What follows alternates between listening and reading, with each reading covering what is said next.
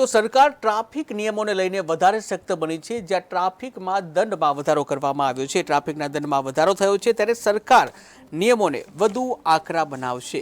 ઈ ચલણ ફક્ત 40% જ ભરતા હોવાથી સરકાર પણ લાલઘુમ બની છે। ત્યારે ચલણની રિકવરી વધારવાના નિયમો સખ્ત કરવાની તૈયારીમાં છે।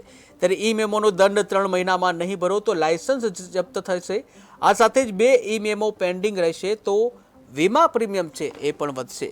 ત્યારે હાલ તો ઈ ચલણની રિકવરી કરવામાં જે વધારે સમય લેવાતો હોય છે, જ્યાં ચલણની રિકવરી વધારવાના નિયમો વધુ સખ્ત કરવામાં આવશે, કારણ કે ઈ ચલણ ફક્ત 40% લોકો જ ભરતા સરકાર પણ લાલઘુમ બની છે અને જેને લઈને દંડમાં પણ વધારો કરવામાં આવ્યો છે। સરકાર એક્શન મોડમાં આવી છે। ત્યારે ઈ મેમોનો દંડ 3 મહિનામાં જો નહીં ભરો તો તમારું લાયસન્સ પણ હવે જપ્ત થઈ જશે।